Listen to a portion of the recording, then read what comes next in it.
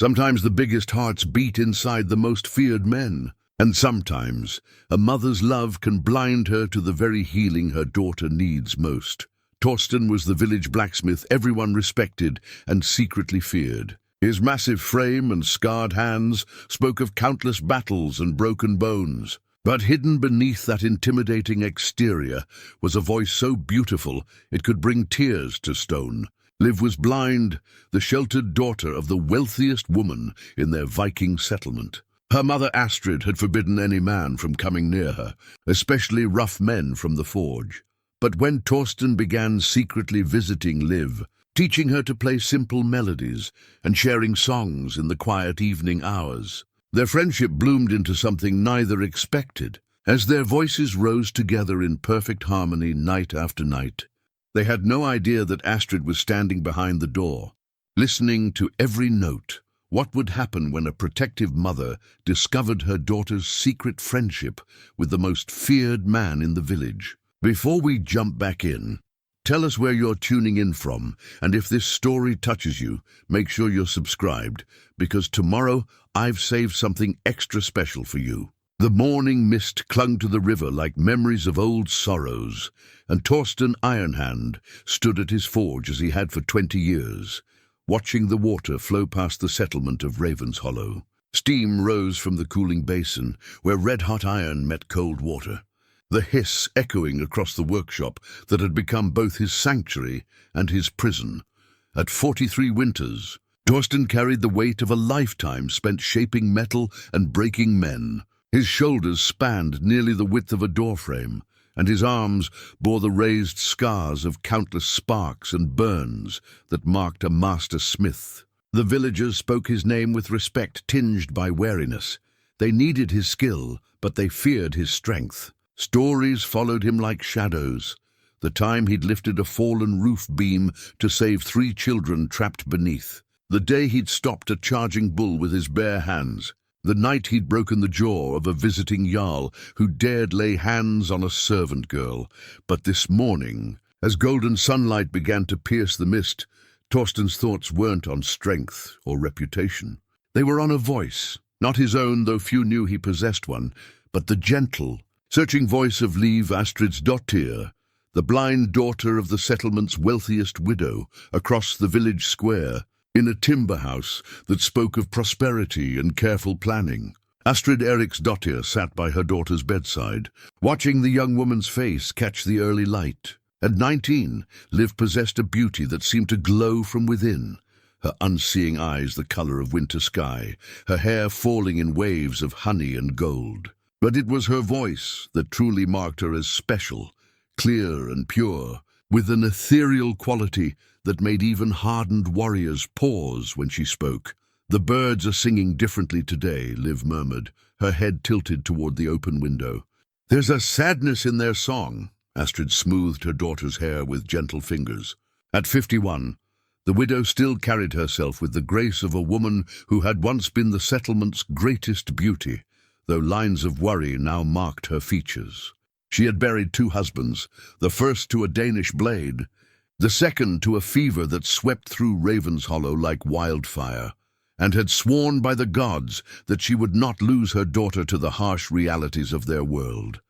"Birds sing as they will." "My dove," Astrid replied, though she too had noticed the melancholy in the morning air. "Perhaps they mourn the passing of summer." Liv's fingers found the wooden flute that always rested beside her bed, a simple instrument carved from ash wood by some long-forgotten craftsman. She raised it to her lips and played a few soft notes, matching the pitch of the birds outside. The melody was hauntingly beautiful, a conversation between human and nature that seemed to bridge the gap between 2 worlds. In his forge, Torsten heard those notes carried on the morning breeze, and his hammer missed its mark on the glowing iron before him. For 3 months now, he had been drawn to that sound, to the pure, untainted music that seemed to flow from the wealthy merchant's house like water from a spring. He had learned to time his work, to catch those moments when Liv practiced her flute, though he told himself it was merely appreciation for fine craftsmanship in another medium. The truth was more complicated. as truth often is for men who carry secrets in their hearts. Torsten Ironhand possessed a voice that could make angels weep, though no living soul in Ravenshollow knew it. As a child, before the weight of expectation and the demands of his father's trade had settled upon his shoulders like a yoke, he had sung. His mother, a gentlewoman who had died when he was barely 12, had often said his voice was a gift from Freya herself. But that was before his father taught him that men of their station survived through strength, not song. Before he learned that the world had no patience for beauty from hands meant to forge and fight. Now, at 43, he carried that voice like a hidden wound, beautiful but buried, powerful but unused. Sometimes, late at night when the village slept and only the river kept him company, he would allow himself to sing, soft melodies remembered from childhood, fragments of ancient songs his mother had taught him, wordless tunes that seemed to pour from his soul like molten gold.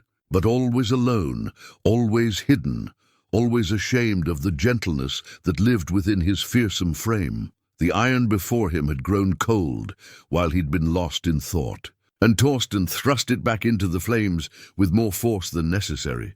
Sparks flew like angry fireflies, and he gripped the bellows with calloused hands, pumping air into the forge until the coals glowed white-hot. Work was his anchor, the rhythm of hammer on anvil his meditation. It was the one place where his strength found purpose, where the violence in his hands created rather than destroyed.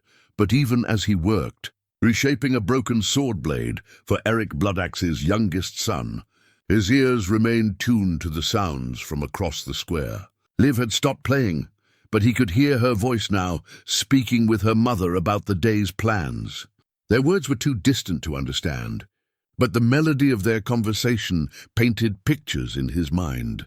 A daughter eager for connection, a mother determined to protect. Astrid's protection of her daughter was legendary in Ravenshollow. Since Liv's birth, when fever had stolen the girl's sight but spared her life, the widow had guarded her child like a dragon guards gold. No suitor, regardless of station or wealth, had been permitted to court Liv. No young man, no matter how respectful or well-intentioned, was allowed to linger in their presence. Astrid had made it clear to all that her daughter was beyond such earthly concerns, destined for a life of protected peace rather than the harsh realities of marriage and childbearing. The village understood and respected this choice, though many whispered that it was a waste of such beauty and grace. But Astrid had buried 2 husbands and knew the weight of women's sorrows in their world. She would not see her daughter's heart broken by the brutal necessities of survival, nor would she risk losing the one pure thing that remained in her life. For his part, Torsten had never questioned this arrangement. Men like him, scarred by violence, marked by hard labor, carrying the reputation of barely controlled fury, had no business near someone like Liv. She was light where he was shadow, music where he was noise, gentleness where he was storm. The very idea of conversation between them seemed as impossible as asking the mountain to speak with the stream. Yet as he worked that morning, reshaping metal with the patience of a man who understood that some things cannot be rushed, Torsten found his mind wandering to questions he had never dared ask. What would it be like to hear that voice up close? To see the face that accompanied such pure music? To speak with someone who understood beauty in a way that his rough hands never could? The thoughts troubled him, not because they were improper, though they certainly skirted the edges of presumption, but because they spoke to a loneliness he had spent decades pretending didn't exist. Torsten Ironhand, the blacksmith who needed no one and feared nothing, was achingly, desperately alone. He had friends, certainly, men who respected his skill and valued his counsel in matters of craft and combat. He had lovers, occasionally, women who were drawn to his strength and mystery, though none who stayed long enough to truly know him. But he had no one with whom he could share the secret music that lived in his chest. No one who might understand that beneath the iron exterior beat a heart that yearned for harmony. As the sun climbed higher and the village began to stir with the business of the day, Torsten finished his work on the sword blade and set it aside to cool. The metal gleamed like captured starlight, its edge honed to razor sharpness, its balance perfect for the hand that would wield it. It was good work, the kind of craftsmanship that had earned him his reputation and his livelihood. But as he cleaned his tools and banked the forge fire, preparing for the midday meal, he couldn't shake the feeling that something was missing from his life. Across the square, Liv was helping her mother prepare their modest garden for winter, her hands sure and gentle as they worked the soil despite her lack of sight. She had learned to navigate their world through touch and sound, developing an almost supernatural awareness of her surroundings that often amazed those who watched her. Now as she worked, she hummed softly to herself, a melody that seemed to dance on the autumn breeze like falling leaves, and in his forge, Torsten Ironhand found himself humming along, his deep voice harmonizing with hers across the distance that separated them, neither knowing that their songs had found each other in the space between their two worlds. The merchant ships arrived on a Tuesday morning when the autumn mist still clung to the water like gossamer veils. Torsten heard them before he saw them, the rhythmic splash of oars cutting through the current, the low voices of traders calling out their positions as they navigated the river bend that led to Ravenshollow's modest docks. 3 vessels flew the banner of the Eastern Trade Guild, their hulls heavy with goods from distant lands. Such arrivals always brought excitement to the settlement, promising exotic spices, fine fabrics, and curious trinkets that made life a little brighter during the long winter months ahead. But this particular morning would bring something far more significant than anyone could have imagined. Torsten set down his hammer and wiped the sweat from his brow as the commotion from the docks reached his ears. Eric Bloodaxe himself had come down to greet the merchants, accompanied by several of his houseguards and most of the village's more prosperous citizens. Even from his forge, Torsten could hear the excitement in their voices as they examined the traders' wares. What caught his attention, however, was a sound unlike anything he had ever heard, a melodic chiming that seemed to dance on the morning air like crystallized laughter. The notes were pure and bright, each one distinct yet part of a greater harmony that spoke to something deep in his chest. Without quite realizing what he was doing, Torsten found himself walking toward the docks, drawn by that mysterious music like a moth to flame. The crowd had gathered around a weathered trader with salt and pepper hair who was carefully unwrapping something from layers of oiled cloth. As the final covering fell away, Torsten saw the source of the enchanting sound, an instrument unlike any he had encountered in his 43 years. It was clearly the work of a master craftsman, though from what distant land he could not say. The body was fashioned from what appeared to be pear wood, its surface polished to a warm honey glow that seemed to capture and hold the morning light. Along its length ran a series of metal keys, each one precisely sized and positioned, that caught the sun like drops of liquid silver. The trader demonstrated its use, his weathered fingers dancing across the keys to produce cascading melodies that seemed to paint pictures in the air. A keyed psaltery, the merchant explained to the fascinated crowd, his accent marking him as a man who had traveled far from the northern fjords. Crafted by the instrument makers of Byzantium, where music is considered as essential as bread and water. The keys strike strings within, producing tones of remarkable purity and sweetness. Eric Bloodaxe examined the instrument with the careful attention he gave to any potential acquisition. And the price for such a wonder? The trader named a sum that made several observers gasp and step back. It was more than most families in Ravenshollow earned in a full season, enough to buy a small farm or outfit a trading vessel. But before Eric could respond, another voice cut through the morning air.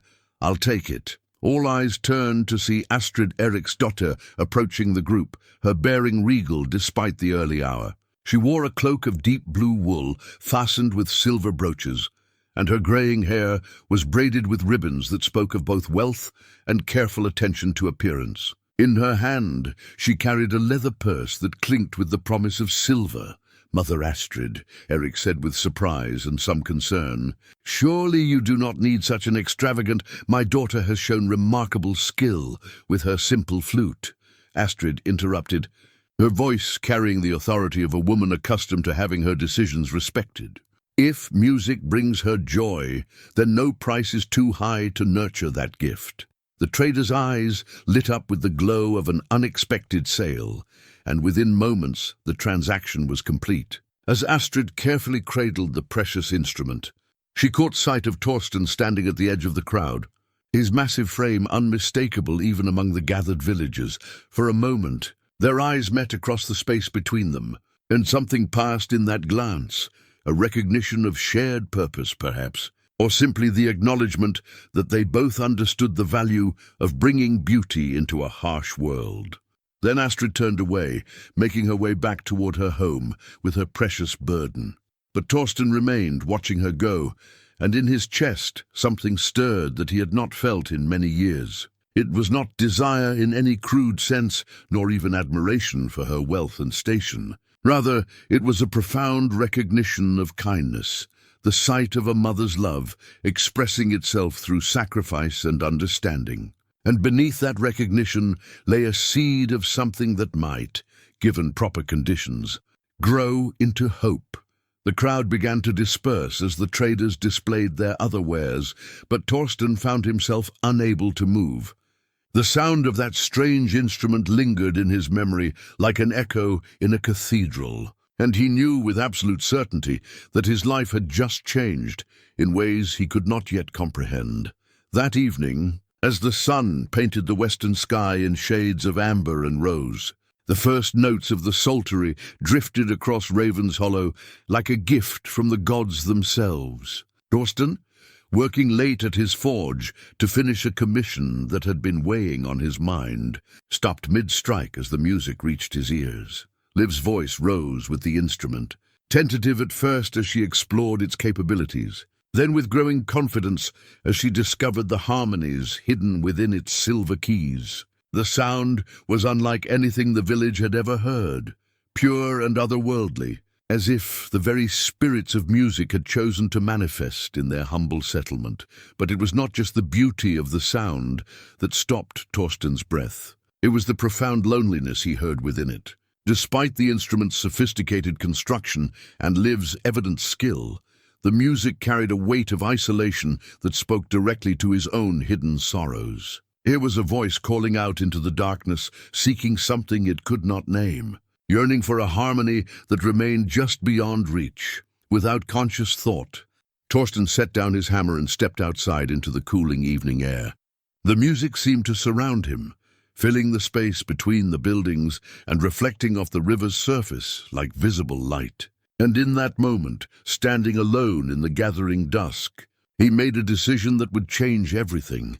He began to hum, softly at first, barely audible even to himself. Torsten allowed his hidden voice to emerge from the cave of his chest, where it had been buried for so many years. The melody he chose was one his mother had taught him, a simple air about longing and loss that seemed to fit the psalteries. Sophisticated voice like a glove fits a hand. The instrument's music faltered for a moment, as if Liv had heard something unexpected in the evening air. Then, with a sureness that took Torsten's breath away, she began to adjust her playing to match his melody. Her voice joined the harmony, wordless but perfect, creating a musical conversation that spanned the distance between their homes like an invisible bridge. For perhaps 10 minutes they sang together, he from his forge, she from her chamber, neither seeing the other, neither knowing who their partner might be, but both understanding that something profound was taking place. The music they created together was greater than either could produce alone,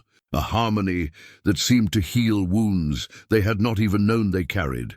When the song finally ended, settling into the night air like a blessing, Torsten stood in the darkness for a long time, his heart beating with an intensity that frightened him. Across the village, Liv sat by her window with the psalteries silent in her lap, her unseeing eyes wide with wonder at the voice that had found hers in the growing night.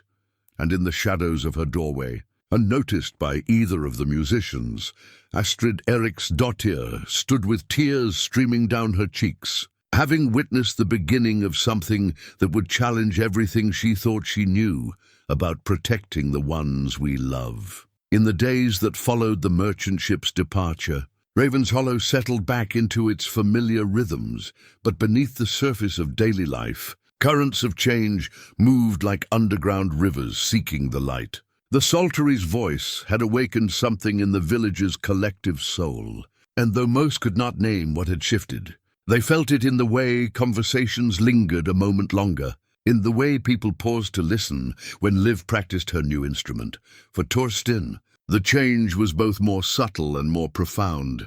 He found himself timing his work differently, arranging his duties so that he might be outside when the evening music began. He told himself it was merely appreciation for fine craftsmanship, both the instrument's construction and Liv's growing mastery of it, but his heart knew better. Each night, when her voice rose into the darkening sky, he felt the walls he had built around his own musical soul growing thinner. The blacksmith's routine had always been predictable as sunrise. Rise before dawn, kindle the forge, work until the noon meal, rest briefly, then continue until the light failed.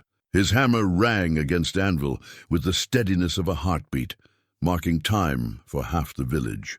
But now there were moments when the rhythm faltered, when his attention drifted toward the sound of silver keys dancing in the distance. On the fourth evening, after the Psaltery's arrival, Torsten stood in his doorway as the first stars began to pierce the twilight sky. Liv's music had begun earlier than usual, a gentle exploration of scales that spoke of dedicated practice and growing confidence. The melody she played was one he recognized, a traditional air about the changing seasons that his own mother had sung while she worked her loom. Almost without realizing it, he began to hum along, his deep voice weaving through the spaces between the Psaltery's bright notes like gold thread through silver cloth. The harmony that emerged seemed to surprise them both. Liv's playing grew bolder, more adventurous, while Torsten found his voice reaching for notes he had not attempted in years. But this time, they were not alone in their musical conversation. "That's a voice worth listening to," came a gruff comment from behind him. Torsten spun around to find Olaf the shipwright standing in the shadows near his forge. The older man's weathered face creased in what might have been a smile. Olaf had been crafting vessels for Ravenshollow for longer than anyone could remember. His hands as skilled with wood and rope as Torsten's were with iron and steel. "I didn't hear you approach," Torsten said, his voice carefully neutral, though his heart hammered against his ribs. "No reason you should have. With such fine music filling the air." Olaf stepped closer, his eyes curious but not unkind. "Didn't know you had such a gift hidden away, Iron Hand. That's a voice that could make stones weep." Torsten felt heat rise in his cheeks that had nothing to do with forge fire. "Just humming along. Nothing more." "Nothing more?" Olaf chuckled, a sound like waves breaking against a pier. "Lad, I've heard trained skalds who couldn't carry a tune half so well. That's a gift from the gods themselves, and you're fool if you think otherwise." The music from across the village continued, Liv's playing growing more complex as she explored the Psaltery's full range. Torsten found himself caught between the desire to flee back into his workshop and the strange urge to continue singing, to let his voice join hers in the growing darkness. "She's got skill." "That one," Olaf observed, nodding toward the distant sound. "Young Liv's always had music in her, but that new instrument of hers is bringing it out like spring brings out flowers." "It's a fine instrument," Torsten agreed carefully. "Aye, and a fine voice to go with it. Though I'd wager she doesn't know she has company in her evening concerts." Olaf's eyes twinkled with something that might have been mischief. "Voices like yours don't come along often, Torsten. Be ashamed to keep such a thing buried in a forge." Before Torsten could respond, the shipwright melted back into the shadows as quietly as he had appeared, leaving only the lingering scent of pine tar and the echo of words that would haunt the blacksmith's thoughts for hours to come. Across the village, Liv sat by her window with the Psaltery balanced carefully on her lap. her fingers moving across the keys with the precision of someone who understood that music was a language all its own. The instrument had opened worlds for her that she had never imagined, not just the technical possibilities of harmony and melody, but the deeper truth that music could reach across empty spaces and touch other souls. "You seem happier these days," Astrid observed from the doorway of her daughter's chamber. Liv turned her head toward her mother's voice, a smile playing at the corners of her mouth. "The psaltery brings me joy, Mother. I had not realized how much I was missing until I held it in my hands." Astrid entered the room and settled into the chair beside her daughter's bed, her movements careful and deliberate. She had been watching Liv's transformation over the past few days with a mixture of pleasure and concern. Pleasure at her daughter's obvious happiness, concern at the subtle changes she could not quite define. "The instrument is beautiful," Astrid agreed, reaching out to touch one of the silver keys. "But I think there is more to your contentment than craftsmanship alone." Liv's fingers stilled on the keys, and a faint blush colored her cheeks. "What do you mean?" "I mean that music is meant to be shared, my dove. And I wonder if you feel less alone with your playing than you did before." The observation was gentle but pointed, and Liv felt the truth of it settle in her chest like a warm stone. "Sometimes when I play in the evenings, I feel as though someone is listening, truly listening, not just hearing but understanding. And does that feeling bring you comfort?" "Yes," Liv admitted softly, "though I cannot say why or with whom I share the music." Astrid nodded slowly, her mind turning over possibilities she was not yet ready to voice. She had her own suspicions about the source of the harmony that seemed to embrace her daughter's evening practice. But for now she kept those thoughts to herself. "Music has always been a gift in our family," she said instead. "Your grandmother could sing birds from the trees, and your father, your birth father, had a voice that could charm the wind itself. You've never told me that before. There are many things I have not told you, child. Perhaps it is time to share some of them." Astrid reached for her daughter's hand, holding it gently between her own. "Your father was a skald as well as a warrior. He believed that a man's voice was his truest weapon, that songs could heal what swords could not touch." Liv absorbed this revelation in silence, her unseeing eyes wide with wonder. "What happened to him?" "He died defending a village much like ours from raiders who cared nothing for music or beauty. But before he died, he made me promise that if we had a child, I would nurture any musical gifts they might possess." Astrid's voice grew soft with memory. "He said that voices like his were rare treasures, meant to be shared with the world. And yet you have always kept me close, protected from the world, because I feared losing you as I lost him. But perhaps," Astrid paused, choosing her words carefully, "perhaps there are some gifts too precious to keep hidden, even in the name of protection." The conversation ended there, but its implications lingered in the air between them like incense in a temple. As Liv returned to her practice, her playing carried a new quality, not just technical skill, but emotional depth that spoke of stories waiting to be told and connections waiting to be made. From his forge, Torsten heard that change in her music and felt an answering transformation in his own heart. Whatever was beginning between them, however impossible it might seem, it was growing stronger with each shared melody, each harmonized moment that bridged the distance between their separate worlds. The first snow of winter arrived 3 weeks after the merchants departed, dusting Raven's Hollow in pristine white, that muffled sound and softened the harsh edges of daily life. Torsten stood at his forge watching the flakes dance past his window, each one catching the firelight like tiny fallen stars. The cold weather meant more work. Tools needed sharpening, weapons required repair, and the iron grew stubborn in the chill air, demanding patience and skill to shape properly. But winter also brought longer nights, and longer nights meant more time for music. The evening concerts had become as regular as the tide, though neither musician acknowledged them openly. Liv would begin her practice as the sun touched the horizon, her fingers exploring melodies both familiar and newly created. and somewhere in the gathering darkness, a deep voice would join her, weaving harmonies that seemed to come from the very stones of the village itself. Tonight, however, something was different. Torsten had finished his work early, completing a set of iron hinges for the new storehouse that Eric Bloodaxe was having constructed near the docks. The rhythm of his hammer had been particularly satisfying today, each strike precise and purposeful, the metal yielding to his will like water flowing downhill. But as he cleaned his tools and banked the forge fire, he found himself thinking not of iron and steel, but of silver keys and the voice that danced with them each evening. The decision, when it came, felt as natural as breathing. Instead of waiting in his doorway as he had for weeks, Torsten stepped out into the snow-dusted streets and began walking toward the sound of Liv's music. His feet carried him through the village square, past the well where women gathered to draw water and share gossip, beyond the great hall where Eric held court and settled disputes.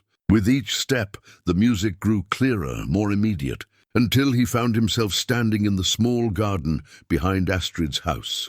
The sultry's voice rang out clear and bright in the winter air, and Liv's singing rose with it like smoke from a sacred fire. She was working through a complex piece, something that seemed to tell a story of journeys taken and homecomings long delayed. The melodies spoke of distance and longing, of voices calling across empty spaces, and the joy of finally being heard. From his position among the snow-laden bushes, Torsten could see her silhouette framed in the window above. She sat perfectly still except for her hands, which moved across the keys with the grace of a master craftsman at work. Her face was turned toward the glass, as if she could see through it into the night beyond. And there was something in her expression, hope, perhaps, or anticipation, that made his breath catch in his throat. Without conscious thought, he began to sing, not humming this time, but truly singing, his voice rising full and rich into the winter night, weaving through Liv's melody like golden thread through silver cloth. The harmony that emerged was more complex than anything they had achieved before, a musical conversation that seemed to tell stories neither could have created alone. Above him, Liv's playing grew bolder, more adventurous.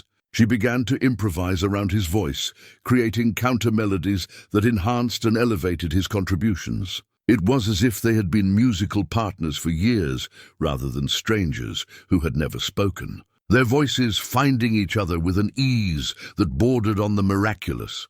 The song they created together spoke of winter and warmth, of solitude and connection, of the courage required to reach across empty spaces and trust that someone will reach back. It lasted perhaps 15 minutes, building and flowing like a river, finding its way to the sea, until it finally settled into silence as naturally as snow settling on the ground. For a long moment neither moved. Torsten stood in the garden with his heart pounding, hardly able to believe what had just occurred. Above him, Liv sat motionless at her window, the sultry quiet in her lap, her entire being focused on the lingering echoes of their shared music. Then, in a voice barely above a whisper, she spoke into the night. "Who are you?" The question hung in the air between them, simple and profound. Torsten felt the weight of it settle on his shoulders like a cloak, carrying with it all the complications and impossibilities of their situation. He was a blacksmith, rough and scarred and marked by violence. She was the sheltered daughter of the village's wealthiest woman, protected and precious and utterly beyond his reach. But in that moment, standing in her garden with their music still echoing in the winter air, such considerations seemed as distant as the stars overhead. "A friend," he said softly, his voice carrying easily in the crisp air. "Someone who understands the gift you carry." "I know that voice," Liv murmured, though she made no move to look down into the garden. "I've heard it in the marketplace, at the forge." "You're the blacksmith, Torsten Ironhand," he confirmed, surprised by the steadiness of his own voice, "the one they say can bend iron bars with his bare hands." "I can bend iron," he agreed, "but I prefer to shape it, to make it into something useful, something beautiful." There was silence for a moment, and when Liv spoke again, her voice carried a note of wonder that made his chest tight with emotion. I never knew you could sing." "No one knows," Torsten admitted. "Oh, you're the first to hear my voice in 20 years. Why?" The question was simple, but its implications were vast. Torsten considered his answer carefully, aware that this conversation would change everything between them, whatever its outcome. "Because I never found anyone worth singing with before." Above him, he saw Liv's hand move to her throat, a gesture of surprise or perhaps recognition. When she spoke again, her voice was soft with something that might have been gratitude. "Would you, that is, if it wouldn't be too much trouble, would you come again tomorrow night? I have so many songs I'd like to share, and your voice makes them come alive in ways I never imagined." "Nothing would please me more," Torsten replied honestly. "Then I will practice something special for you. Something my mother taught me long ago, about the power of voices joined in harmony." As if summoned by the mention of her name, Astrid appeared in the doorway behind her daughter, though she made no attempt to interrupt their conversation. Instead, she stood in the shadows, listening and watching, her face a careful mask that revealed nothing of her thoughts. "Until tomorrow night." "Then," Liv said softly. "Until tomorrow," Torsten agreed. He remained in the garden until the window above went dark, then made his way home through streets that seemed transformed by more than snow. Something had shifted in the fabric of his world, something that would require all his courage to navigate. But for the first time in longer than he could remember, Torsten Ironhand felt truly alive. His heart beating in rhythm with possibilities he had never dared imagine.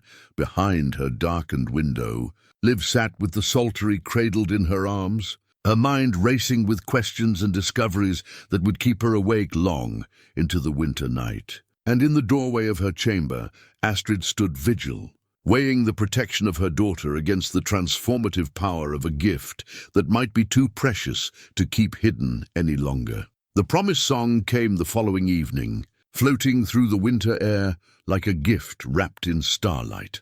Liv had chosen a melody her mother had taught her years ago, an ancient air about the northern lights dancing across the sky, about beauty that could only be seen by those brave enough to look up from their daily concerns and witness the magic that surrounded them. When Torsten's voice joined hers, the harmony that emerged seemed to paint those very lights across the darkness above Raven's Hollow. His deep tones provided a foundation that allowed her higher notes to soar and spiral like aurora flames, creating music that spoke of wonder and possibility, and the courage required to see beauty in unexpected places. For 3 hours they sang together that night, moving from one song to another with the ease of old friends. Torsten found himself sharing melodies his mother had taught him, ancient working songs that spoke of the rhythms of hammer and anvil, of the satisfaction found in shaping raw materials into something useful and beautiful. Liv responded with pieces she had never dared play for anyone else, complex compositions that explored the emotional landscape of her isolated world, transforming loneliness into something approaching joy. As the weeks passed, their evening concerts became the secret heartbeat of Raven's Hollow's winter nights. Neither the cold nor the occasional snowfall could keep them from their musical meetings, though they maintained the careful distance that circumstances demanded. Torsten would arrive at the garden as darkness fell, positioning himself where his voice could reach her window, but where he remained hidden from casual observers. Liv would take her place at the window, the psaltery's silver keys catching what little light filtered through the glass. Her face turned toward the night, as if she could see the man whose voice had become as essential to her as breathing. They began to experiment with more complex arrangements, Torsten's voice taking the role of various instruments while Liv's fingers danced across the psaltery's keys. They created musical pictures, the sound of wind through pine forests, the rhythm of waves against rocky shores, the gentle patter of spring rain on new leaves. Their collaboration grew more sophisticated with each passing night, as if they were learning a language that belonged only to them. But it was not just music they shared. In the spaces between songs, they began to talk. "Tell me about the iron," Liv said one evening after they had finished a particularly complex piece about the changing seasons. "What does it feel like when you shape it?" Torsten considered the question carefully, leaning against the garden gate while snowflakes settled on his shoulders like tiny blessings. "It feels like partnership," he said finally. "When the iron is hot enough, it wants to be shaped. My job is not to force it, but to guide it toward its best possible form. Like music," Liv observed. "The notes want to flow in certain directions. I can suggest where they go, but the music itself chooses the final path." "Exactly like music," Torsten agreed, surprised by how well she understood. "Though I suspect you have more natural talent than I do. Your touch with those keys is like watching magic." "Magic?" Liv laughed, a sound like silver bells in the winter air. "I've been blind since birth," Torsten Ironhand. "Music is simply how I see the world." The casual use of his name sent warmth through his chest that had nothing to do with his heavy cloak. Over the weeks, they had grown comfortable with such intimacies. She called him Torsten. He called her Liv, as if the formal barriers of their different stations had been dissolved by shared melodies. "And what do you see when we sing together?" he asked, genuinely curious. Liv was quiet for a moment, her fingers absently picking out a soft melody on the psaltery. "I see colors," she said finally. "Your voice has the deep blue-green of a forest pool, while mine is silver like moonlight on water. When we harmonize, they blend into something entirely new, purple like twilight, gold like sunset. Sometimes even colors I have no names for." Torsten had never heard music described in such terms, but as soon as she spoke, he understood exactly what she meant. Their voices did create colors when they blended, emotional hues that painted pictures in the listener's soul. "I wish I could see the world as you do," he said softly. "And I wish I could shape iron as you do," she replied. "But perhaps that's why we make such good partners. We each bring gifts the other lacks." The word partners hung in the air between them, carrying implications neither was quite ready to explore. They were musical partners, certainly. That much was undeniable. But the warmth in Liv's voice when she spoke of their collaboration, and the way Torsten found himself thinking about her during his long days at the forge, suggested that their connection ran deeper than shared melodies. From her position at the kitchen window, Astrid watched these nightly meetings with a mixture of emotions that grew more complex with each passing day. She had always known this moment would come, when her daughter's need for connection would outweigh the protection that isolation provided. She had simply not expected it to arrive in the form of Torsten Ironhand, the village blacksmith whose reputation for violence was matched only by his skill at the forge. Yet as she listened to their conversations, Astrid began to see past the fearsome exterior to the gentle soul beneath. Torsten spoke to her daughter with a respect and tenderness that would have done credit to any courtier. His voice, when he sang, carried the same pure beauty that marked Liv's own gift. And more importantly, he made Liv happy in a way that Astrid had not seen since her daughter was a small child, before the weight of her blindness and her mother's fears had settled upon her shoulders. The realization troubled Astrid more than she cared to admit. She had built her life around protecting Liv from the world's harsh realities, but watching her daughter bloom under Torsten's attention forced her to question whether such protection had come at too high a price. Liv was 19 years old, a woman by any measure, yet Astrid had kept her as sheltered as a child. Was it truly protection she had provided, or was it imprisonment disguised as love? These thoughts occupied Astrid's mind as she went about her daily tasks, casting shadows over activities that had once brought her simple satisfaction. She found herself watching Torsten during his appearances in the village square, noting how others responded to his presence, the respect in people's voices when they spoke his name, the way children gravitated toward him despite his intimidating size. Drawn by some quality they recognized instinctively.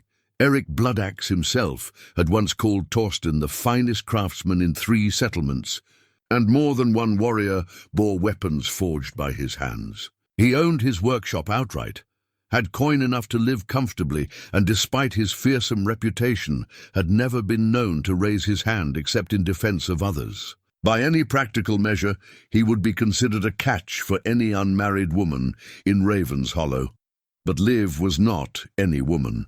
She was precious and fragile and utterly unprepared for the complexities of marriage and motherhood. The thought of her daughter facing the physical realities of married life, the dangers of childbirth, the possibility of loss and heartbreak, all of it made Astrid's chest tight with protective fear. Yet as she stood at her window, night after night, listening to the joy in her daughter's voice as she shared music with the blacksmith, Astrid could not deny that something beautiful was taking root in the winter darkness, something that might be worth the risks it would bring. The crisis came on a night when the wind howled through Raven's Hollow like a living thing, rattling shutters and sending snow swirling in mad dances around the buildings. Torsten had arrived at the garden as usual, though he'd had to fight his way through drifts that reached nearly to his knees. The storm made their musical conversation more intimate somehow. They had to sing closer to their normal speaking voices to be heard over the wind, creating harmonies that felt whispered rather than proclaimed. They had been working through a series of winter songs, pieces that matched the wild energy of the storm raging around them. When Liv's voice suddenly broke off mid-phrase, through the howling wind, Torsten heard the sound of footsteps in the house, followed by voices raised in what seemed to be urgent conversation. "Something's wrong," Liv called down to him, her face pressed close to the window glass. "Mother is receiving visitors. I can hear multiple voices, and they sound distressed." Before Torsten could respond, the front door of the house burst open, spilling yellow light across the snow-covered yard. 3 figures emerged, Astrid in her heavy winter cloak, followed by Eric Bloodaxe and one of his house guards. Even from his position in the garden, Torsten could see the tension in their movements. The way they clustered together against the wind while speaking in urgent, hushed tones. "Raiders spotted upriver," Eric was saying, his voice carrying despite his obvious attempt at discretion. "Magnus Thorsson's scouts confirm at least 2 longships, flying no recognized banner. They'll reach Raven's Hollow by dawn if they maintain their current pace." Astrid's response was lost in a gust of wind, but her posture spoke of fear and determination in equal measure. The guard leaned close to add something to the conversation, gesturing toward the river, and Torsten caught fragments about defensive preparations and the protection of valuables. "We should evacuate the women and children to the Great Hall," Eric was saying as another lull in the wind allowed his words to carry. "The building is stronger, easier to defend. Your Liv will be safer there. My daughter goes nowhere without me," Astrid replied firmly, her voice cutting through the storm like a blade. "If you believe the hall is safer, then we will move there together. But I will not be separated from her."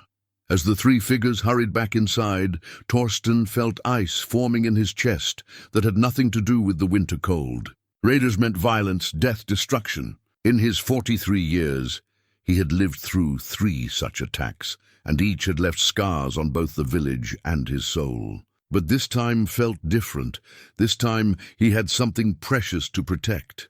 Above him, Liv's face appeared at the window again, her expression tight with worry. "What did you hear?" she called down. "Raiders coming upriver," Torsten replied, moving closer to the house so she could hear him clearly. "Eric wants to move everyone to the Great Hall for protection." "Raiders," Liv repeated, and he could hear the fear in her voice. In her sheltered life, such dangers had been distant threats, stories told by others rather than immediate realities. "What will happen?" "Eric and his men will fight them off," Torsten said, trying to project confidence he didn't entirely feel.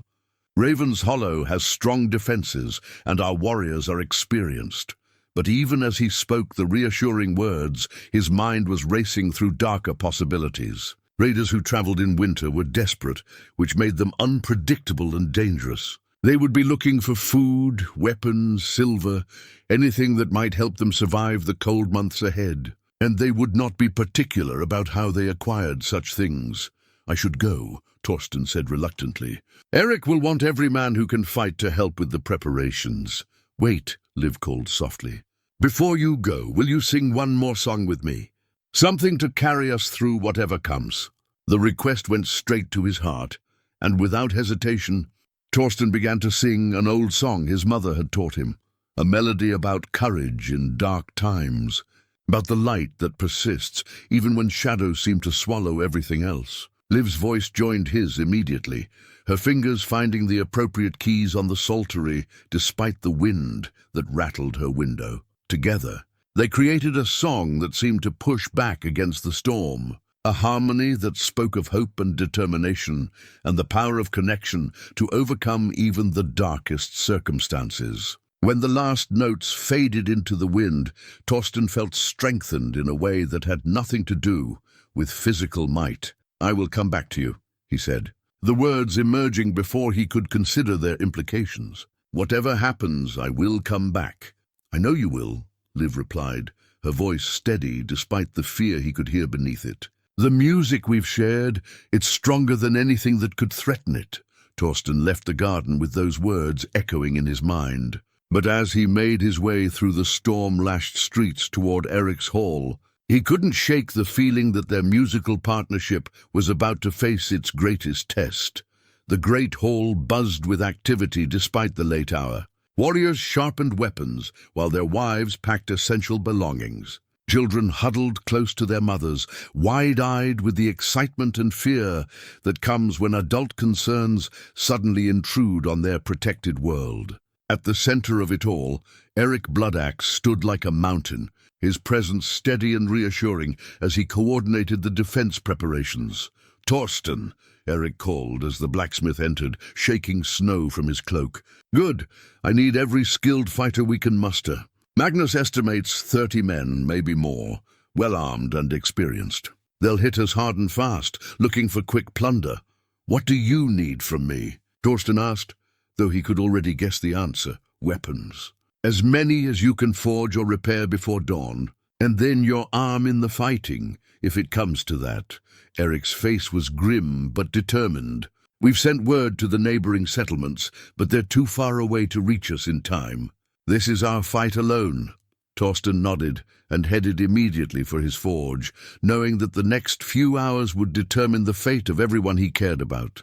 As he rekindled his fire and began pulling weapons from his stores, swords that needed sharpening, axes that required new hafts, spear points that could be quickly mounted, his mind kept returning to Liv's face at the window, to the trust in her voice when she said she knew he would return. The storm raged on outside, but in his workshop, Torsten Ironhand prepared for a different kind of tempest, one that would test not just his skill with hammer and blade, but his determination to protect the harmony he and Liv had built together, note by precious note, through the long winter nights. In the great hall, Astrid helped her daughter settle into the makeshift quarters that had been arranged for the evacuated families. The psaltery sat carefully wrapped in its cloth covering, the one possession Liv had insisted on bringing with her. As they arranged their sleeping furs near the great fire, mother and daughter could hear the ring of hammer on anvil carrying through the storm, Torsten working through the night to forge the tools that might save them all. "He's a good man," Astrid said quietly, the admission surprising them both. Liv turned toward her mother's voice, hope and gratitude warring in her expression. "Yes," she agreed softly. "He is." And in that moment, as the storm howled around them and danger approached with the dawn, something shifted between mother and daughter, a recognition that some things were too precious to protect through isolation, too beautiful to hide away from the world's harsh realities. Whatever the morning might bring, they would face it together. Strengthened by the music that had brought them to this moment of understanding, dawn broke grey and bitter over Ravenshollow, the storm having finally exhausted itself in the small hours of the morning. Torsten stood at the window of his workshop, his hands black with soot and his arms aching from a night spent at the forge. Behind him, 24 freshly sharpened weapons lay ready for distribution, swords gleaming with oil, axes fitted with new handles, spear points that could pierce chainmail at 50 paces. The raiders' ships appeared with the first light, their dragon prows cutting through the river mist like harbingers of doom. But as Torsten watched them approach, something felt wrong. The vessels moved too slowly, their oars dipping in uneven rhythms that spoke of exhaustion rather than eagerness for battle. And the men aboard them, what he could see of them through the morning haze, seemed to huddle together for warmth rather than stand ready for combat. A horn sounded from the watchtower. 3 long blasts that should have signaled attack, but somehow carried a different message. Torsten grabbed his heaviest warhammer and ran toward the docks, arriving just as Eric Bloodaxe emerged from the great hall, with his warriors arrayed behind him. But instead of the fierce war cry that should have greeted incoming raiders, an eerie silence settled over the village as the ships drew closer. The vessels that had seemed so threatening in the pre-dawn darkness now revealed themselves to be battered and listing, their crews clearly in distress rather than aggressive. "Hold!" Eric commanded his men as the lead ship bumped against the dock. Something is not right here. The first man to disembark was clearly no raider. His clothes, though travel-stained and torn, had been finely made. His beard was grey with age, rather than wild with battle fury, and his eyes held the desperate exhaustion of someone who had been running for his life. Behind him came women, children, and elderly men, refugees. "Not warriors. I am Bjorn Eriksson of Nordheim," the grey-bearded man called out, his voice carrying the authority of leadership despite his bedraggled appearance. "We come seeking sanctuary, not conquest. Our settlement lies in ruins, destroyed by the curse that follows us." Curse. Eric stepped forward, his hand resting on his sword hilt, but not drawing the weapon. "Speak plainly, Bjorn Eriksson. What curse drives you from your homes in the depths of winter?" Bjorn's face crumpled with grief and terror. "The silence," he whispered, and several of his companions made warding gestures against evil. 3 days ago it fell upon Nordheim like a plague. No voice could make a sound, not man, woman, or child. No song could be sung, no word spoken, no cry of warning given. We could only watch in horror as our world turned mute. A murmur of unease rippled through the gathering crowd. Torsten felt ice forming in his veins that had nothing to do with the morning cold. A curse that stole voices for a man whose greatest secret was his gift for song. The very idea was more terrifying than any army of raiders. "How did you escape?" Eric asked, though his voice had grown cautious. "Some of us could still write," Bjorn explained. "We passed messages, gathered supplies, loaded the ships in darkness. But the curse followed us. It spreads like disease from settlement to settlement. Havenford fell yesterday, then Wolfsburg. Every place we've tried to shelter has been consumed by the silence within hours of our arrival." The implication hung in the air like a death sentence. By seeking sanctuary in Raven's Hollow, these refugees might have doomed the very people they hoped would save them. "And you believe this curse travels with you?" Astrid's voice cut through the morning air. She had emerged from the great hall with Liv beside her, both women wrapped in heavy cloaks against the cold. Bjorn nodded miserably. "We've seen the pattern. It begins with the children. Their laughter stops first. Then the women lose their songs, the men their words of greeting. Within a day, the entire settlement falls mute. Within 3 days, madness follows. People wander aimlessly, unable to communicate, unable to connect. Some take their own lives rather than live in such isolation." Torsten's eyes found Liv in the crowd, and his heart clenched with desperate fear. For someone who experienced the world through sound and voice, who had found her greatest joy in shared music, such a curse would be worse than death. It would strip away everything that made her who she was. But as he watched, something strange happened. Liv stepped forward, her unseeing eyes somehow finding Bjorn's face with uncanny accuracy. "This curse," she said, her voice clear and strong in the morning air. "How does it manifest? Describe exactly what happens." Bjorn looked surprised to be addressed by a young woman, but something in Liv's bearing commanded respect. "It begins with a feeling of heaviness in the throat," he explained. "A sensation as if invisible hands were pressing against the voice box. Then gradually the ability to make sound simply disappears, not through injury or illness, but as if the very essence of voice has been stolen away." Liv nodded slowly, and Torsten saw her face transform with something that might have been understanding. "And the children suffer first because their voices are highest, most delicate." "Yes," Bjorn confirmed. "How did you know?" Instead of answering directly, Liv turned toward the crowd, her face serene despite the terror surrounding them. "The curse isn't magical," she announced, her voice carrying clearly across the docks.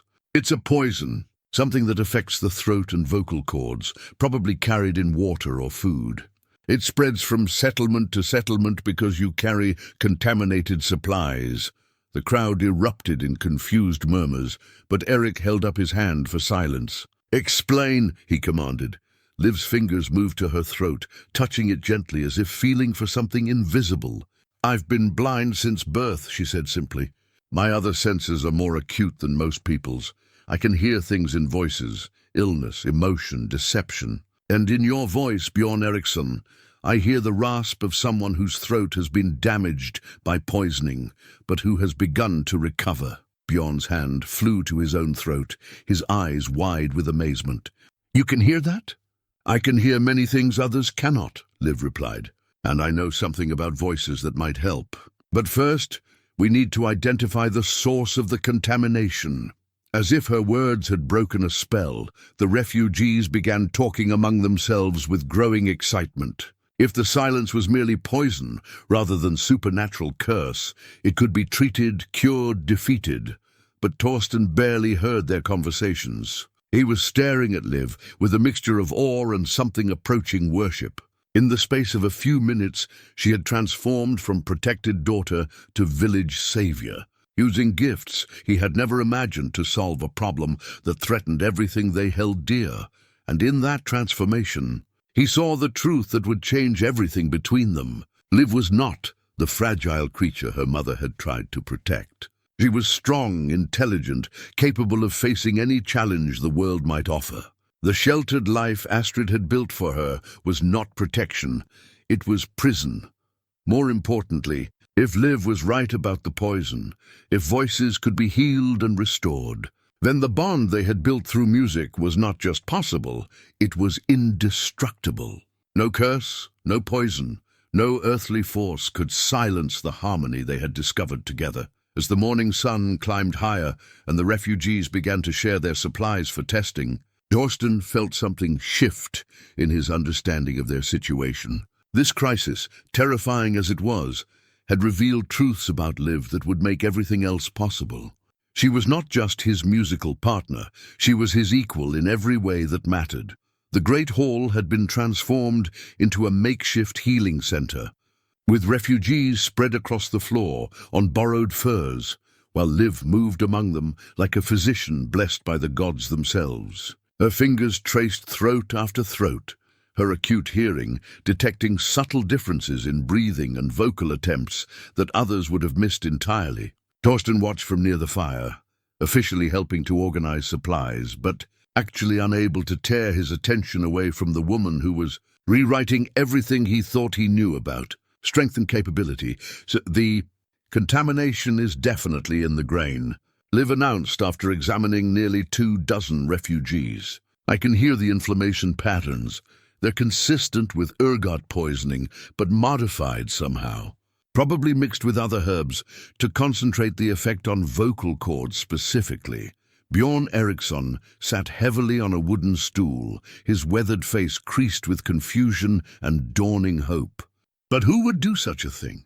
And why target our voices specifically? "Someone who understands that silence is a weapon," Astrid said quietly from her position near her daughter. Over the past hours, Torsten had watched the widow's demeanor shift from protective mother to something approaching reverent observer.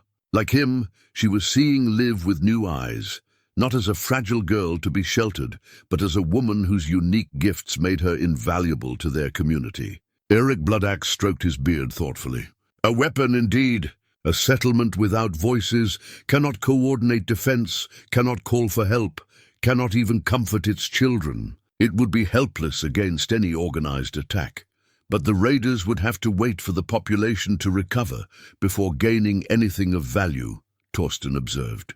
"A dead settlement yields no tribute, unless the goal isn't tribute," Liv said softly, her unseeing eyes focused on something the rest of them couldn't see. "What if the purpose is to create refugees? People desperate enough to carry the contamination to other settlements, spreading the silence like a plague. The implications of her words settled over the hall like a cold fog. Somewhere, someone was conducting a campaign of terror designed to cripple entire regions through the systematic destruction of communication itself. It was a strategy both brilliant and utterly ruthless. We need to test every grain store in Raven's Hollow, Eric decided. If the contamination has already reached us, it hasn't, Liv interrupted with quiet confidence. I can hear it in people's voices. There's no inflammation, no damage. We're clean for now. But that won't last if we continue to share supplies with the refugees. Then what do you propose? Bjorn asked, his voice carrying the desperate hope of a man who had watched his world crumble in a matter of days. Liv was quiet for a long moment, her fingers absently tracing patterns on the psaltery that rested in her lap. When she spoke, her voice carried the calm authority of someone who had found her purpose. We heal you, she said simply. All of you. But not just your throats, your voices. The physical damage can be treated with the right herbs and time, but the fear, the trauma of losing something so fundamental to who you are, that requires a different kind of medicine. What kind of medicine? Astrid asked, though Torsten suspected she already knew the answer. Music, Liv replied. Voice is more than just sound. It's connection, communication, the bridge between one soul and another. To truly heal from this kind of trauma, you need to remember not just how to speak, but why speech matters. You need to remember the joy of harmony, the comfort of shared songs, the power of voices joined together. Torsten felt his heart begin to race as he understood what she was proposing. It was audacious, risky, and absolutely necessary, but it was also an opportunity that both thrilled and terrified him. You're talking about a healing concert, he said, the words emerging before he could stop them, using music to rebuild what the poison destroyed. Every eye in the hall turned to him, and Torsten felt heat rise in his cheeks. But Liv's face lit up with a smile that made his embarrassment worthwhile. Exactly, she said, but I can't do it alone. One voice, even with the psaltery, isn't enough to reach so many damaged souls. She paused, her cheeks coloring slightly. I need a partner. Someone whose voice can provide the foundation that allows others to find their own voices again. The request hung in the air between them, loaded with implications that went far beyond the immediate crisis. Torsten understood that she was asking him to reveal his secret gift to the entire village, to step out of the shadows where he had hidden his voice for 20 years and sing openly in front of people who knew him only as a blacksmith and warrior. But he also understood that this was more than just a request for musical assistance. It was an invitation to partnership in its truest sense, not just voices harmonizing across a garden in darkness, but souls joined together in full view of their community, working as equals to heal wounds that went deeper than flesh. The risk, he began, but Liv cut him off with a gentle shake of her head. The only risk is in saying no, she said firmly. These people are dying inside, Torsten. Not from the poison that's already leaving their systems, but from the loss of connection, the fear that they might never truly communicate again. They need to hear voices joined in harmony. They need to remember what it means to sing together. And if I fail, if my voice isn't strong enough, then we fail together, Liv replied without hesitation. But I don't think that will happen. I've heard your voice, Torsten Ironhand. I know what it can do. More importantly, I know what we can do together. Around them, the hall had grown quiet, as refugees and villagers alike absorbed the audacity of the plan. Eric looked thoughtful but not dismissive. Astrid's face showed a complex mixture of pride, fear, and something that might have been approval. Even Bjorn seemed to be considering the proposal with the desperate hope of a man who had nothing left to lose. When? Torsten asked, the word emerging as barely more than a whisper. Tonight, Liv said. At sunset, when the light begins to fade but hasn't yet surrendered to darkness. That's the time when voices carry farthest, when hearts are most open to healing. Torsten nodded slowly, feeling the weight of destiny settling on his shoulders like a cloak. He had spent 20 years hiding his gift, protecting himself from the vulnerability that came with sharing something so personal. But looking at Liv's face, seeing the trust and confidence she placed in him, he knew that some things were worth the risk. "I'll need time to prepare," he said. "To choose the right songs, to make sure my voice is strong enough for what you're asking. We'll prepare together," Liv replied. That's what partners do. As the afternoon wore on and word spread through Raven's Hollow about the evening's planned healing concert, Torsten found himself moving through preparations with a strange sense of calm. He and Liv worked together to select songs that would serve their purpose, pieces that started simply and grew more complex, melodies that invited participation rather than demanding it, harmonies that could accommodate damaged voices learning to sing again. But beneath the practical planning, he could feel something deeper taking shape. This concert would mark the end of his hidden life and the beginning of something entirely new. After tonight, everyone in Raven's Hollow would know about his voice, about his connection with Liv, about the secret partnership that had grown in the winter darkness.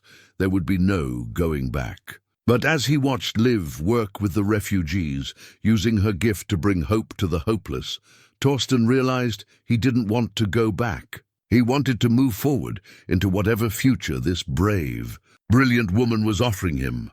The sun began its descent toward the western horizon, painting the sky in shades of gold and crimson that promised a clear, cold night. Perfect conditions for voices to carry, for harmony to heal, for love to finally step out of the shadows and declare itself to the world. The sun hung low in the western sky when the entire population of Raven's Hollow gathered in the village square, their breath forming clouds in the crisp evening air. Word of the healing concert had spread through the settlement like wildfire, drawing not just the refugees who desperately needed healing, but every man, woman, and child who called the village home. They came carrying torches and oil lamps, creating pools of warm light that pushed back against the gathering darkness. Torsten stood at the edge of the crowd, his massive hands trembling slightly as he watched the preparations. A simple platform had been constructed near the center of the square. Nothing elaborate, just wooden planks laid across stone foundations that would elevate the performers enough to be seen and heard by everyone present. Liv was already there, seated on a wooden stool with the psaltery balanced carefully on her lap, her fingers testing the keys in quiet preparation.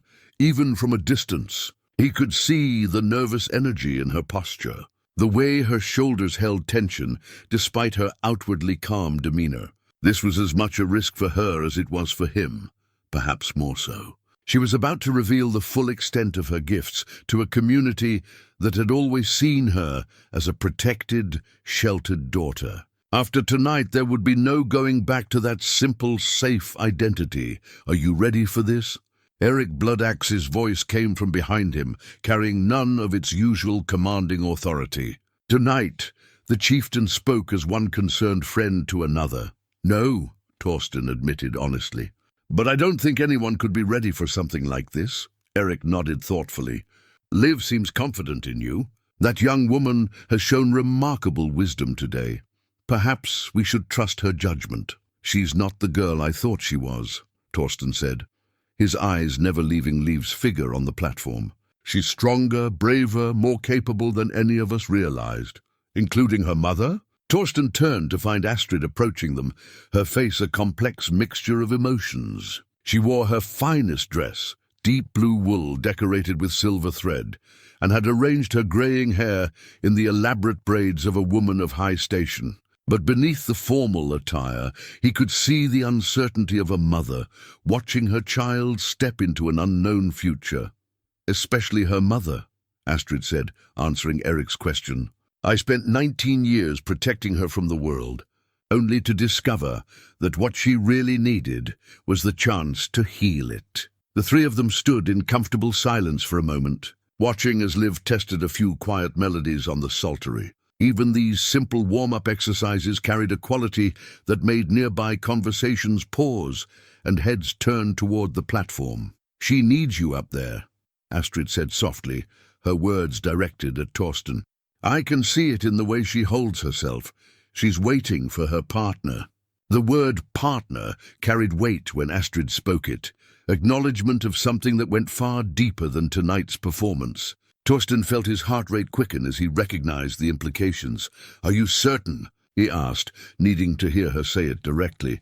Astrid turned to face him fully, her eyes meeting his with an intensity that reminded him powerfully of her daughter. "I've spent the day watching you two work together," she said. "I've seen how you complement each other, how you bring out qualities in Liv that I never knew existed. More importantly, I've seen how she affects you, how you become gentler, more thoughtful, more completely yourself when she's near." She paused, her gaze moving to where Liv sat on the platform, then back to Torsten's face. "I cannot give you my blessing for something I don't fully understand, but I can tell you that whatever is growing between you has my support. My daughter has never been happier, never been more herself than she has been since your voices found each other." The admission hit Torsten like a physical blow, stunning him with its generosity and trust. He had expected opposition, suspicion, perhaps even outright hostility from the protective mother who had guarded Liv so carefully for so many years. Instead, he was receiving something approaching a blessing. "I don't deserve her," he said quietly. "Perhaps not," Astrid agreed with a slight smile. "But deserve has nothing to do with love, does it? What matters is that you see her clearly, not as a fragile thing to be protected, but as a strong woman capable of choosing her own path." Before Torsten could respond, a hush fell over the gathered crowd. Liv had begun to play in earnest now, her fingers dancing across the psaltery's keys in a melody that seemed to capture the essence of twilight itself, the bittersweet beauty of day surrendering to night, of one thing ending so that another might begin. But even as the music filled the square with its ethereal beauty, Torsten could hear the loneliness in it. One voice, however pure and skilled, calling out into the gathering darkness without answer. It was hauntingly beautiful, but incomplete. A conversation with only one participant, a harmony waiting for its complementary voice. The refugees, scattered throughout the crowd, began to stir restlessly. Some pressed hands to their throats, tears streaming down their faces as they were reminded of what they had lost. Others simply stared at Liv with expressions of desperate longing, as if her music might somehow restore what the poison had stolen from them. This was the moment. If he was going to join her, to step out of the shadows and reveal the secret he had carried for 20 years, it had to be now. Torsten took a deep breath, squared his shoulders, and began walking toward the platform. The crowd parted before him like water, conversations stopping mid-sentence as people realized what was happening. The massive blacksmith, known throughout Ravenshollow for his skill with hammer and forge, was approaching the platform where the blind girl played her ethereal music. Some watched with curiosity, others with confusion, but all with the intense attention that comes when the familiar suddenly becomes strange. As Torsten's footsteps reached the platform, Liv's playing shifted subtly, the melody opening like a door to welcome him in. She had been listening for him, waiting for the moment when his courage would overcome his fear. He stepped onto the platform, and the entire world seemed to hold its breath. For a moment that seemed to stretch into eternity, Torsten stood on the platform in complete silence, feeling the weight of every eye in Ravenshollow upon him. The psaltery's melody continued to flow around him like water around a stone, patient and welcoming. But he found his throat constricted with a fear that had nothing to do with the poison that had afflicted the refugees. Then Liv turned her face toward him, her unseeing eyes somehow finding his with perfect accuracy, and smiled. It was a smile that spoke of trust and partnership and shared secrets, a smile that said she believed in him completely, even when he struggled to believe in himself. "Together?" she asked softly, her voice carrying easily in the hushed square. "Together," he replied, and felt something unlock in his chest. Torsten opened his mouth and released the voice he had kept hidden for 20 years. The sound that emerged was nothing like what the crowd expected from the intimidating blacksmith. Deep and rich as honey from ancient combs, His voice rose into the evening air with a purity that seemed to transform the very atmosphere around them. It was a voice that spoke of sorrow, transformed into beauty, of strength tempered by gentleness, of power that chose to heal rather than harm. The effect on the gathered crowd was immediate and profound. Gasps rippled through the square as people recognized that they were witnessing something extraordinary, not just beautiful music, but the revelation of a hidden soul. The man they had known as Torsten Ironhand, the fearsome blacksmith whose hammer rang through their days like a heartbeat, possessed a gift that elevated him beyond anything they had imagined. But more than individual amazement, the harmony that bloomed between Torsten's voice and Liv's psaltery created something magical in the square itself. The music they made together seemed to weave invisible threads between every person present, connecting them in ways that transcended the normal boundaries of age, status, and experience. As their first song reached its conclusion, settling into the night air like a blessing, Liv's fingers found a new melody, one that the refugees would recognize. It was a simple children's lullaby known throughout the northern settlements, chosen specifically because its familiarity would make it easier for damaged voices to attempt. "Sing with us," Liv called out to the crowd, her voice carrying clearly despite its gentleness. "Let your voices remember their purpose." At first, only a few brave souls attempted to join them. Their voices emerged cracked and uncertain, some barely more than whispers, others breaking on notes that should have been simple. But Torsten's deep tones provided a foundation that supported even the most fragile attempts, while Liv's psaltery wove harmonies that made every voice sound better than it had any right to.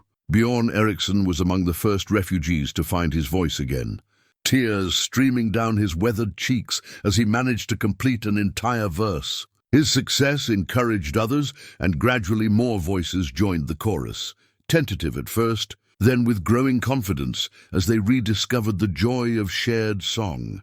But the true magic began when the unaffected villagers started singing as well. Their strong, healthy voices blended with the damaged ones, creating a musical safety net that allowed the refugees to take greater risks, to reach for notes they feared they could no longer achieve. The entire square became a healing instrument, with every voice contributing to a harmony that was greater than the sum of its parts. Song followed song as the evening deepened, each one chosen to build confidence and restore connection.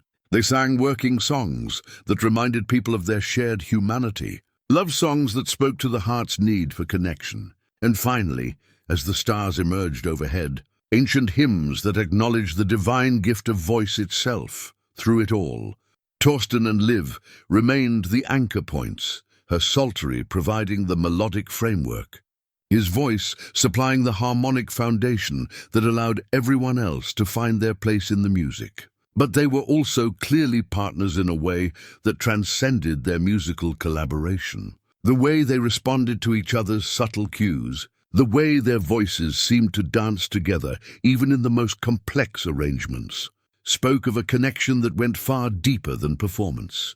As the final song of the evening reached its crescendo, a triumphant piece about voices raised in celebration, something extraordinary happened. Every person in the square was singing, refugees and villagers alike, their combined voices creating a sound so beautiful it seemed to light up the very stars above them. The healing was complete, not just for the damaged throats, but for the damaged spirits that had carried the trauma of silence. When the last note faded into the winter night, the silence that followed was not empty but full, pregnant with possibility and transformation. Then, as if released from a spell, the crowd erupted in cheers and applause that echoed off the surrounding buildings like thunder. But Torsten barely heard the celebration. His attention was entirely focused on Liv, who had set down her psaltery and was looking directly at him with an expression of such joy and gratitude that it took his breath away. "Thank you," she whispered. The words meant only for him despite the crowd surrounding them. "Thank you," he replied, understanding that they were thanking each other for far more than tonight's performance. They were acknowledging the courage it had taken to trust each other, to step out of their protected spaces and create something beautiful together. As the crowd began to disperse, people stopping to offer personal thanks and amazement, Torsten felt a hand on his shoulder. He turned to find Eric Bloodaxe standing beside the platform, the chieftain's usually stern face soft with emotion. "That was a gift to all of us," Eric said simply. "We knew you as a craftsman of iron. Now we know you as an artist of the soul." The words settled into Torsten's heart like seeds in fertile ground. For the first time in his life he felt truly seen, not just for his strength or his skill, but for the complete man he was capable of being. And it was all because one brave woman had refused to let her light remain hidden, and had given him the courage to let his own light shine as well. 3 months later, spring arrived in Ravenshollow with the gentle persistence of hope made manifest. The river ran high with snowmelt, carrying away the last traces of winter's grip and bringing with it the promise of renewal. In the village square, early flowers pushed through the dark earth. Their bright faces turned toward a sun that grew stronger with each passing day. The refugees from Nordheim had chosen to stay, their settlement too damaged to rebuild, but their hearts too healed to seek shelter elsewhere. Under Eric Bloodaxe's leadership, they had been welcomed as full members of the community, their skills and experience strengthening Ravenshollow in ways that went far beyond simple numbers. Bjorn Eriksson had proven particularly valuable, his knowledge of river navigation opening new trade, routes that brought prosperity along with the spring winds. But the most significant change in the village could be heard every evening as the sun painted the western sky in shades of gold and rose. From the garden behind Astrid's house came the sound of voices joined in harmony, not hidden now, but celebrated. Torsten and Liv had continued their musical partnership openly, their evening concerts becoming a beloved tradition that drew neighbors and visitors alike. Tonight, however, was different. Tonight, only 3 people sat in the garden where so much had begun. Torsten occupied his usual place on the wooden bench he had crafted specifically for these occasions, positioned where his voice could blend perfectly with the psaltery's silver tones. But instead of remaining in her customary spot by the window, Liv sat beside him, close enough that their shoulders touched when she leaned forward to reach certain keys. It was a small change, but one that spoke volumes about how far they had traveled together. Astrid sat across from them in her favorite chair, a piece of fine needlework forgotten in her lap, as she listened to the music her daughter and the blacksmith created together. The complex emotions that had once marked her features when she watched them had settled into something approaching serenity, though her eyes still held the sharp intelligence that had made her one of Ravenshollow's most respected citizens. "Play the one about the northern lights," Astrid requested as their current song came to its gentle conclusion. "The piece you shared on that first night when the storm was raging." Liv's fingers found the opening notes immediately, the melody flowing from the psaltery like captured starlight. But when Torsten's voice joined her, the harmony they created was richer and more complex than anything they had achieved in their hidden courtship. Months of open practice had refined their musical partnership to a level that bordered on the supernatural, each knowing instinctively when the other would pause for breath, when a melody would shift, when the music called for something beyond technique. As the song reached its soaring climax, painting aurora flames across the imagined sky, Torsten felt the familiar sense of completeness that came whenever he and Liv made music together. But tonight, that feeling carried an additional weight, the knowledge that this particular evening marked both an ending and a beginning. When the last notes faded into the spring air, Liv set the psaltery carefully aside and turned to face her mother. "We need to tell you something," she said softly. Astrid's hands stilled on her needlework, though her expression remained calm. "I believe I know what you're going to say." "Do you?" Torsten asked, surprised by how steady his own voice sounded. "A mother sees many things," Astrid replied, with a slight smile, "especially when she learns to look with her heart instead of her fears." She set aside her sewing and leaned forward slightly. "Torsten Ironhand, you wish to court my daughter." It wasn't a question, but Torsten answered anyway. "With your permission and blessing, yes. I realize I'm not the match you might have chosen for her." "Stop," Astrid interrupted gently.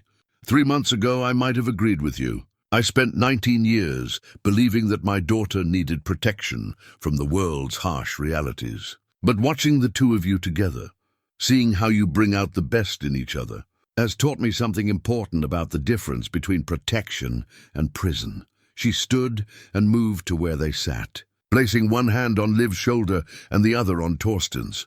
"My daughter is not fragile. She is strong, gifted, and capable of making her own choices about love and life. And you, Torsten, have proven yourself to be a man who sees her clearly, not as someone to be sheltered, but as someone to be partnered with." Liv reached up to cover her mother's hand with her own. "Does that mean you approve?" "It means I trust your judgment," Astrid replied. "Both of you. You've shown me that love isn't about protecting someone from all possible harm, but about standing together to face whatever comes." She paused, her voice growing soft with emotion. "Your father would have loved your voice, Torsten. He always said that a man's truest strength lay in his willingness to be gentle when gentleness was needed." The reference to Liv's birth father, the Scold warrior, who had died defending another village, hung in the air like a blessing. Torsten felt the weight of that legacy settling on his shoulders, not as burden, but as honor. "I will spend my life being worthy of the trust you're placing in me," he said quietly. "I know you will," Astrid replied, "because I've heard it in your voice every time you sing with her. Love like yours doesn't lie." As the spring evening deepened around them and the first stars began to appear overhead, the three of them sat in comfortable silence, each contemplating the changes that had brought them to this moment. The healing concert that had revealed so much, the gradual acceptance of a relationship that had seemed impossible, the slow transformation of fear into faith. "There will be challenges," Astrid said eventually. "People will talk, as they always do when established patterns change. Some may question whether a blacksmith is a suitable match for the daughter of Raven's Hollow's wealthiest widow." "Let them talk," Liv said firmly. "I've learned that the most beautiful music often comes from unexpected harmonies." Torsten squeezed her hand gently, marveling as he always did at her courage and wisdom. "We'll face whatever comes together," he promised. "That's what partners do." As if in response to his words, the sound of distant music drifted across the village. Other voices raised in evening song, inspired by the example Torsten and Liv had set. Their love had become more than a personal triumph. It had given their entire community permission to seek beauty and connection wherever it might be found. The story that had begun with a giant Viking afraid to let his voice be heard, and a blind girl whose mother feared to let her heart be touched, had become something larger than either could have imagined. It had become a testament to the transformative power of courage, the courage to be vulnerable, to trust, to step out of the shadows and claim the light that had always been waiting. And in the garden where it all began, a spring settled over Raven's Hollow like a promise kept. 3 voices joined together in the ancient song that had no words, but somehow said everything that mattered. That love, like music, was meant to be shared. That the most beautiful harmonies often came from the most unlikely sources. And that sometimes the greatest gift we can give someone is the simple courage to let them truly see who we are.